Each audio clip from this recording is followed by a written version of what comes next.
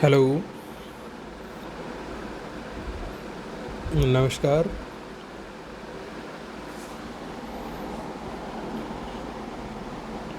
स्वागत है आप सभी का एक बार फिर से भूगोल की ऑनलाइन कक्षाओं में। देखिए, अपन बात कर रहे हैं यहाँ भौगोलिक विचारधाराओं के पेपर की, जिसमें अपना जो टॉपिक चल रहा था वो था शास्त्रीय काल में भूगोल में यूनानी और रोमन भूगोलवेताओं का योगदान। जिसमें रोमन भूगोलवेताओं में अपन पिछले वीडियो में प्लिनी की बात कर रहे थे, और प्लिनी के योगदान को अपन ने लगभग कंप्लीट कर भी लिया था। कुछ प्लिनी के द्वारा लिखी गई पुस्तकें थी जिनकी अपन को आज बात करनी है, वो बाकी रह गई थी। तो आज अपन इसको कंप्लीट करके आगे अपना जो नेक्स्ट टॉपिक है उसकी शुरुआत कर देंगे।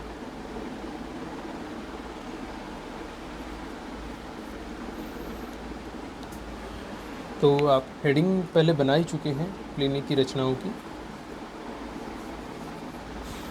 तो अपन उसकी शुरुआत करते हैं।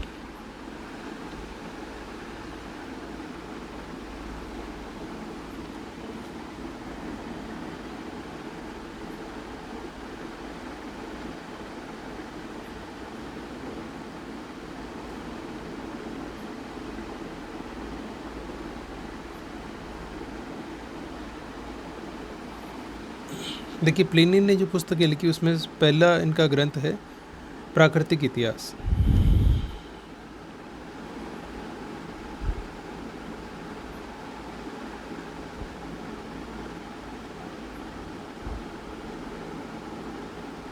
और ये 37 खंडों में प्रकाशित हुई थी।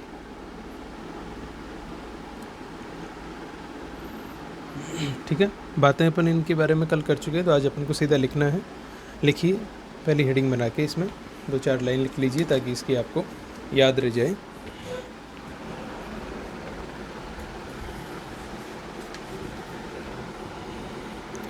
लिखिए, इस पुस्तक का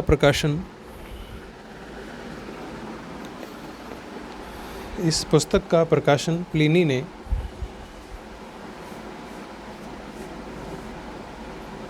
37 खंडों में किया। 37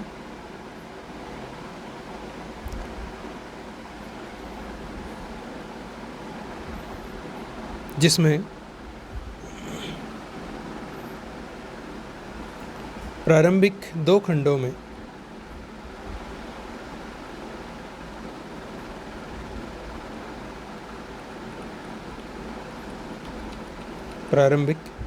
में आकाशीय पिंडों की तथा पृथ्वी के आकार, आकृति,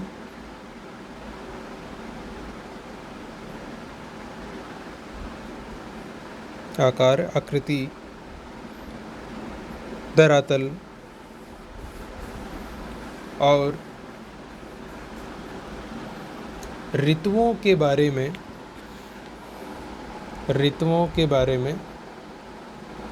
वर्णन किया गया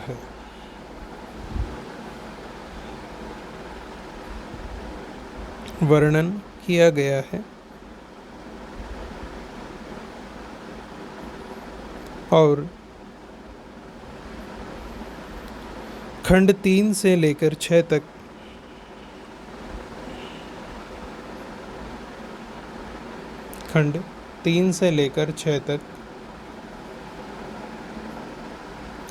विभिन्न क्षेत्रों के प्रादेशिक भूगोल को लिखा गया है।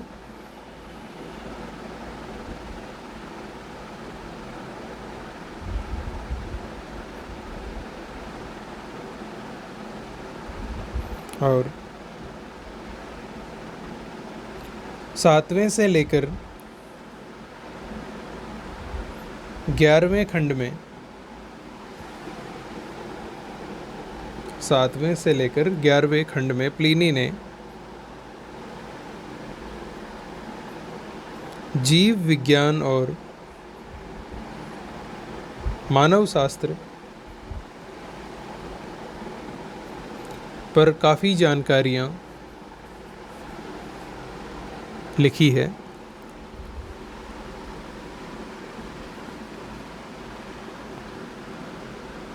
और इसके बाद के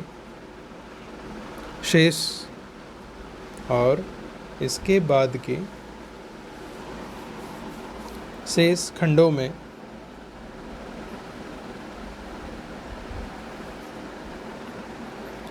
वनस्पति शास्त्र के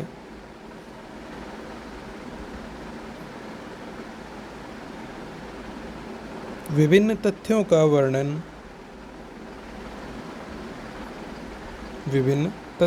वर्णन किया गया है।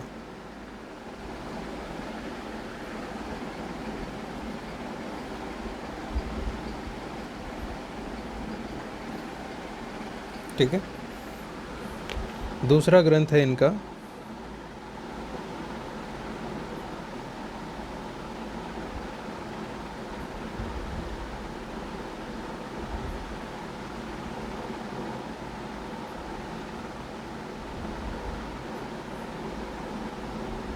मीटियोरोलॉजी।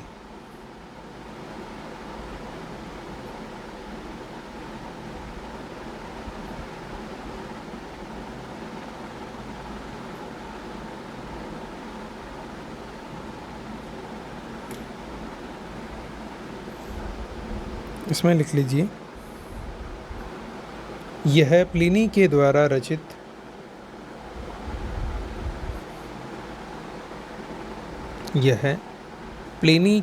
रचित दूसरा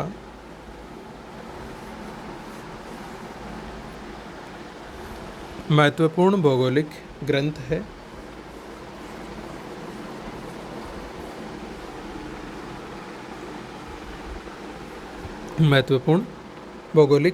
है। जिसमें आकाशीय पिंडों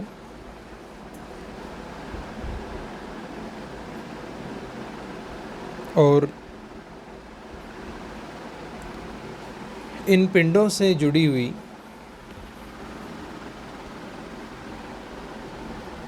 विभिन्न क्रियाओं और घटनाओं,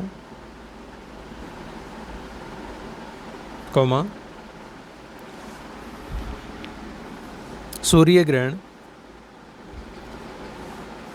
चंद्र ग्रहण,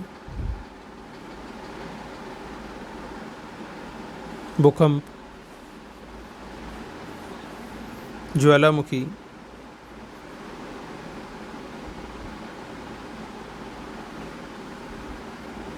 बिजली चमकना, बादलों की गर्जन तथा तारों के टूटने जैसी क्रियाओं के बारे में तथ्यों के आधार पर वर्णन प्रस्तुत किया गया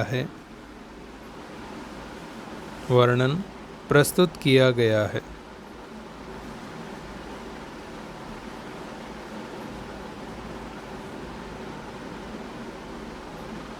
ठीक है, देखिए ये दो इनके मुख्य ग्रंथ हैं। इसके अलावा इन्होंने दो ग्रंथ और लिखे हैं जिनके आप नाम लिख लीजिए। तीसरा इनका ग्रंथ है history of the Wars in Germany.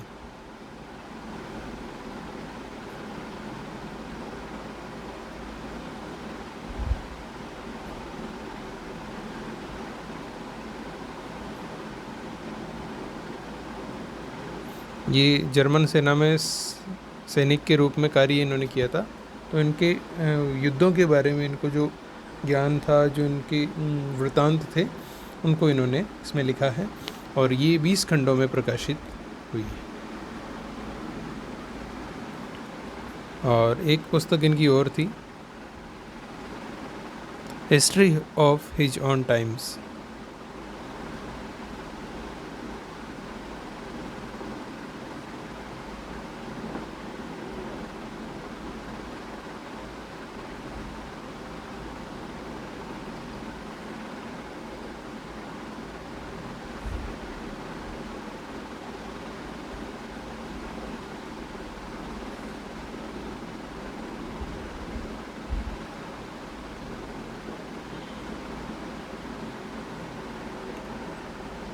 ठीक है, तो ये इनकी रचनाएं हैं।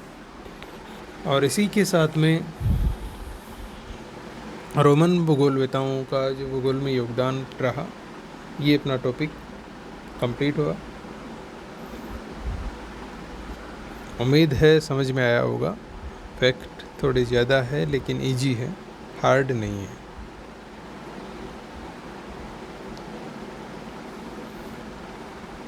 ठीक है, तो चलिए नया टॉपिक शुरू करते हैं अब आगे अपन।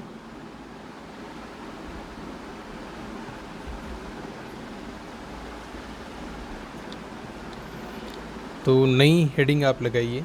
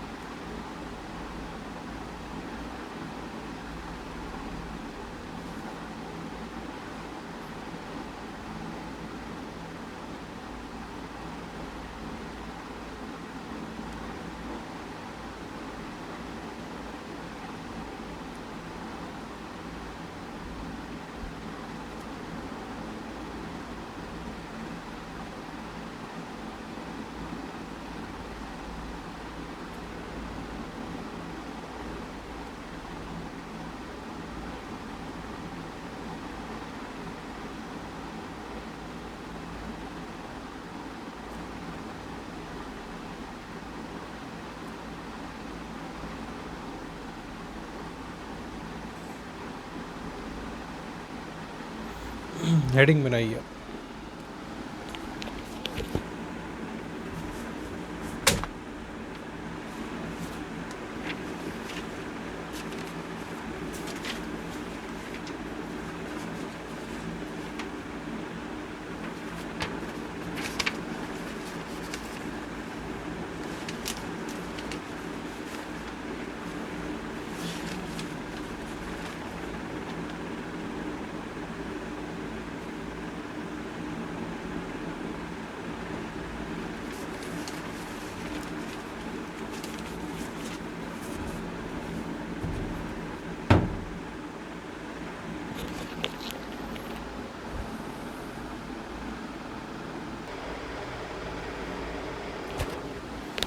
देखिए, पूर्व मध्यकालीन भूगोल की अगर अपन बात करें तो इसको अरबी भूगोलवेताओं का काल माना जाता है, जिसको आप चाहे अरब भूगोल का काल कह दो या मुस्लिम युगीन भूगोल भी कह सकते हो। और भौगोलिक रूप से इसको अंतर्मध्य काल, इंटरमीडियल एज भी कहते हैं। देखिए, इस पूर्व मध्यकालीन जो भूगोल है, इसका समय माना जाता है 300 ईस्वी से लेकर 1700 ईस्वी तक। और इसका जो विभाजन है वो 3 खंडों में किया गया है। पहला खंड है पूर्व मध्यकाल का, जिसका समय है 300 से 700 ईस्वी तक। फिर उसके बाद का दूसरा जो खंड आता है वो है अंतर्मध्यकालीन युग, जिसका समय है माना जाता है 700 ईस्वी से 1250 ईस्वी तक। और तीसरा जो खंड है वो है उत्तर मध्यकाल का, जिसका समय माना जाता है 1250 से 1700 ईस्वी तक। तो इस प्रकार से 300 से 1700 ईस्वी का जो समय है ये पूर्वी मध्यकालीन भूगोल का समय माना जाता है। और तीसरी शताब्दी से इसका प्रारंभ हो जाता है, जब रोमन साम्राज्य का पतन हुआ, तब से इसका उद्भव हुआ। देखिए क्या हुआ कि रोमन और जो यूनानी भूगोलवेता थे, जब इनमें कमी आई या इनका ज्ञान है वो रुक सा गया, तो ऐसी स्थिति में क्या हुआ कि जो यूरोप है यहाँ पर भौगोलिक ज्ञान में गिरावट आने लगी। और इनके द्वारा जो पहले रचनाएं लिखी गई थी ये भी अब अंधकारमय होने लगी, क्योंकि यूरोप में तीसरी से लेकर 12वीं शताब्दी का जो समय रहा ये ईसाई जो धर्म प्रचारक थे उनका समय रहा। और इसको यूरोप के इतिहास में अंधकार युग या विश्व के इतिहास में डार्क एज के नाम से या अंधकार युग के नाम से जाना जाता है, क्योंकि इस समय में ना तो किसी भी प्रकार की कोई भौगोलिक खोज हुई, ना अन्वेषण हुए, ना कुछ नवीन जानकारियाँ इकट्ठा की गई। तो इस वजह से इसको अंधकार युग कहा जाता है। और जो पहले से संकल्पनाएं चल रही थी उन पर भी अज्ञान का जो अंधकार है वो छा गया था। तो इस प्रकार से यूरोप में इस समय में भौगोलिक ज्ञान में काफ़ी गिरावट आई। तो ऐसी स्थिति में क्या हुआ कि जो अरब क्षेत्र के जो लोग थे इनका संपर्क मध्य एशिया से, पूर्वी अफ्रीका से और भारत से निरंतर बढ़ने लगा। और ये जो मुस्लिम देश थे इन्होंने अपना साम्राज्य विस्तार भी किया, परिवहन और यात्राएं भी इन्होंने की, लंबे मार्गों पर ये गए भी, और व्यापार भी इन्होंने काफ़ी बढ़ाया था। और इसके अलावा जो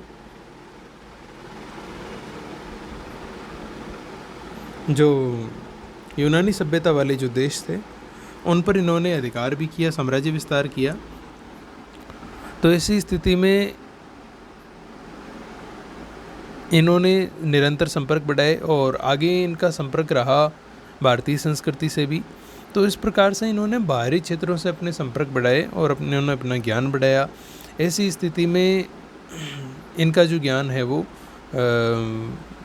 निरंतर बढ़ता गया। और अगर अपन भूगोल में इनकी योगदान की बात करें तो देखिए जो प्राकृतिक है, प्रादेशिक, गणितीय, मौसम विज्ञान, ये जो भौगोलिक तथ्य रहे इनमें इनका ज्ञान है वो काफ़ी फ़ायदेमंद रहा भूगोल के संदर्भ में, या ये कह सकते हैं कि भूगोल के संदर्भ में इन्होंने ये जानकारियाँ जुटाई। इसके अलावा देखिए जो यूरोपीय देशों में भौगोलिक ज्ञान में गिरावट आई थी, तो ऐसी स्थिति में इनका संपर्क जो भारत है, मध्य एशिया, अफ्रीकी क्षेत्रों से बढ़ा। तो इनका जो खुद का जो भौगोलिक ज्ञान था उसमें काफ़ी प्रगति हुई और इन्होंने भूगोल के संदर्भ में भी कुछ अपना योगदान दिया, जिनको अगर अपन पॉइंटों के रूप में बात करें तो देखिए इनको खगोल विज्ञान में इनका योगदान रहा, गणितीय भूगोल में भी इनका योगदान रहा, प्राकृतिक भूगोल में भी रहा, जलवायु विज्ञान में भी रहा, प्रादेशिक भूगोल में भी रहा। तो इस प्रकार से भूगोल की अनेक जो कड़ियाँ हैं उनके संदर्भ में इन्होंने अपना योगदान दिया। तो अपन इन सभी की एक बार सामान्य सी बात कर लेते हैं, फिर उसके बाद में अपन जो अरबी भूगोलवेता रहे मुख्य उनकी अपन चर्चा करेंगे। तो पहले अभी अपन ने जो बात की है आप इतना एक बार नोट कर लीजिए, उसके बाद में अपन आगे विस्तार से और देखते हैं।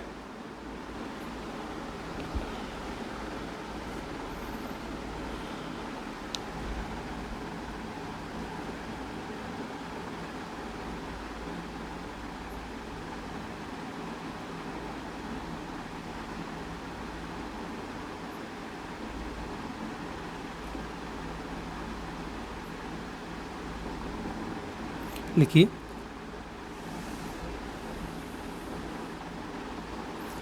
भौगोलिक चिंतन के कालक्रम में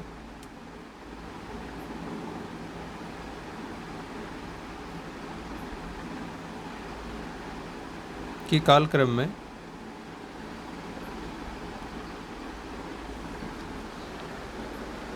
300 ईस्वी से लेकर 300 ईस्वी से लेकर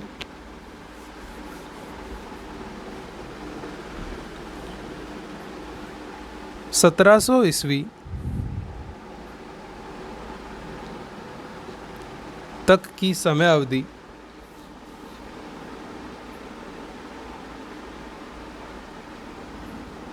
को मध्यकालीन युग के नाम से जाना जाता है।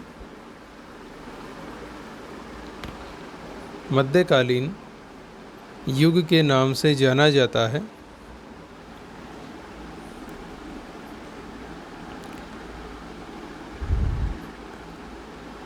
इस समय अवधि को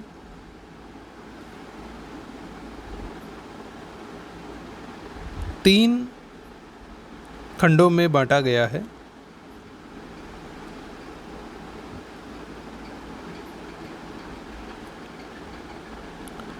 प्रथम है पूर्व मध्यकाल,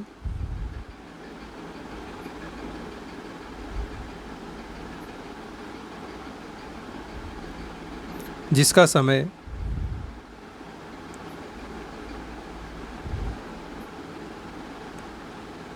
300 से 700 ईस्वी रहा।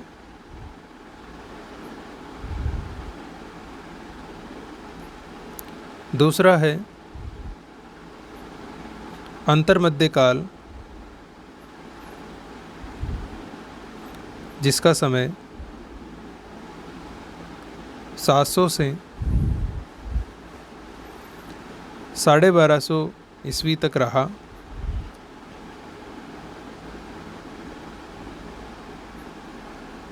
और तीसरा है उत्तर मध्यकाल, जिसका समय 1250 से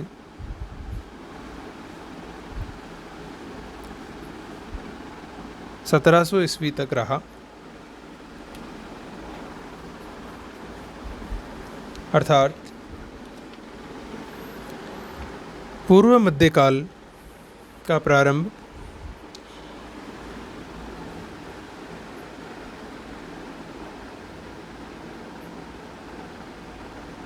तीसरी शताब्दी से हुआ,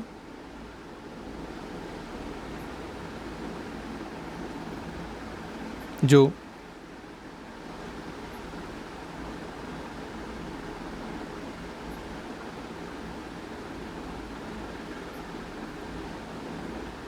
रोमन साम्राज्य के पतन के साथ ही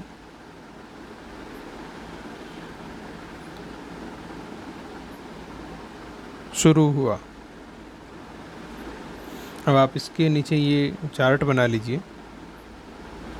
पूर्व मध्यकालीन भूगोल, समय है 300 से 1700 ईस्वी, और इसके 3 खंड बना लीजिए।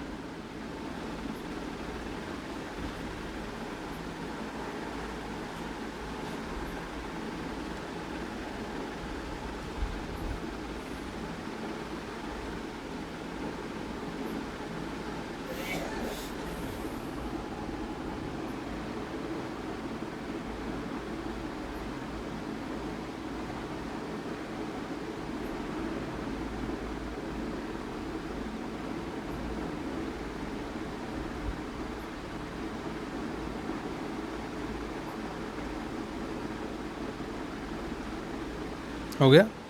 आगे लिखिए पैराग्राफ चेंज करके। देखिए, यूनानी और रोमन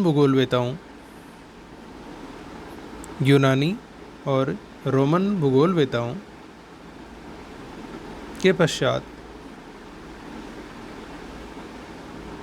यूरोप में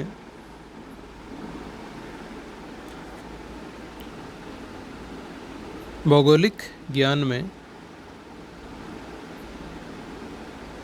गिरावट आने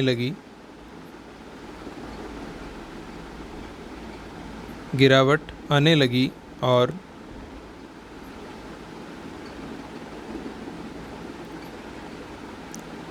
पूर्व में भूगोलवेताओं के द्वारा रचित रचनाएं भी अब धूमिल होने लगी।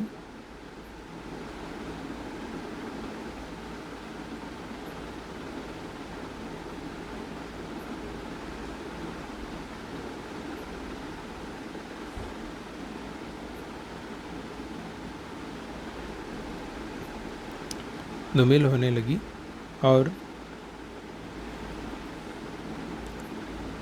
तीसरी से 12वीं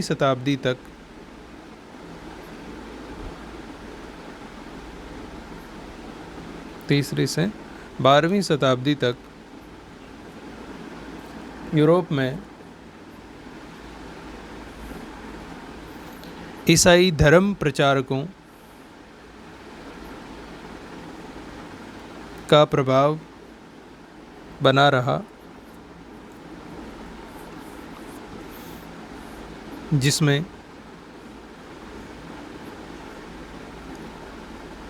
ना तो भौगोलिक ज्ञान में कोई उन्नति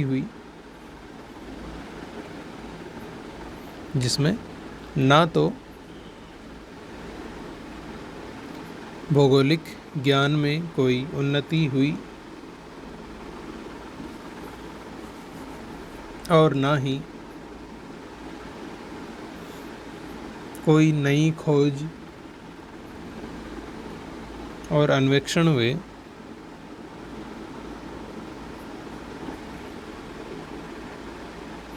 उल्टा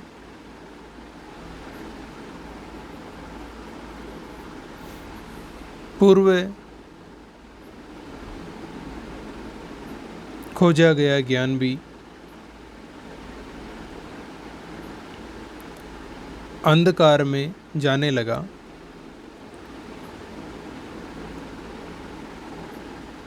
इसी कारण इस समयावधि को इतिहास में अंधकार युग के नाम से जाना जाता है।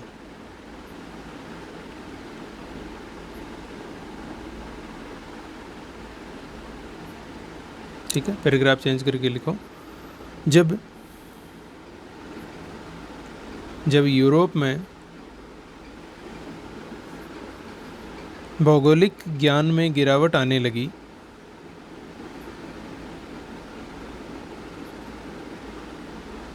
तो उसी समय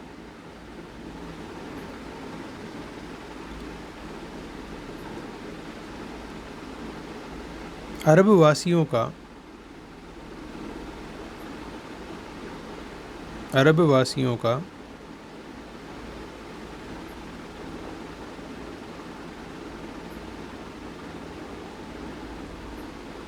पूर्वी अफ्रीका, मध्य एशिया और भारत से संपर्क बढ़ा।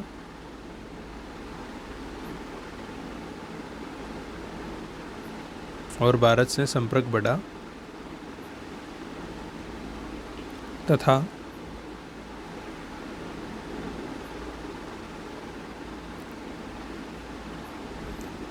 मुस्लिम देशों के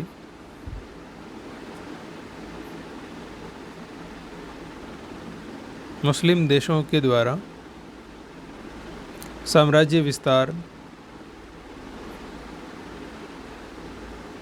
लंबी यात्राएं और व्यापार वृद्धि के कारणों से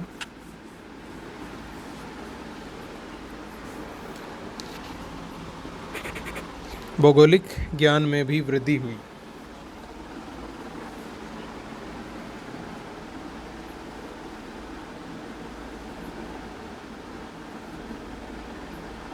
और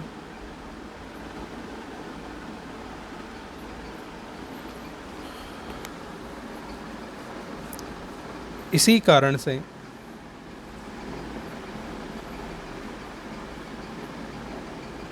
इस मध्य काल को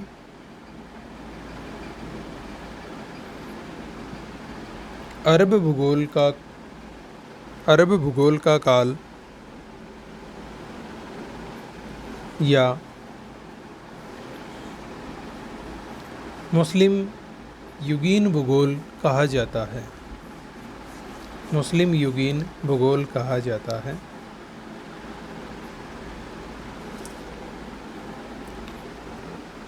इनके द्वारा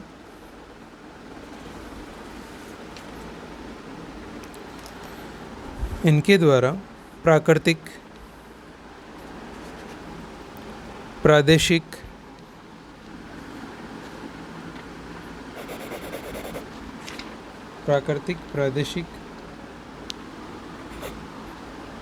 गणितीय तथा मौसम और समुद्री विज्ञान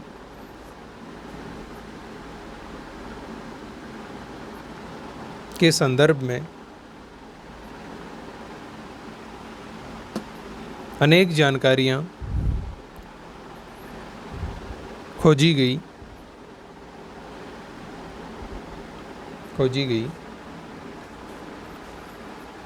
भूगोल में इनके योगदान को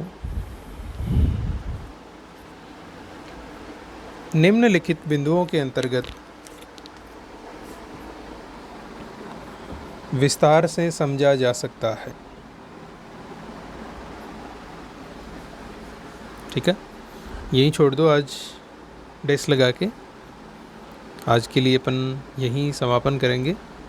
अब ये निम्न बिंदु कौन से हैं, इनकी चर्चा अपन कल विस्तार से करेंगे। ठीक है, तो धन्यवाद आप सभी का। कल फिर मिलते हैं।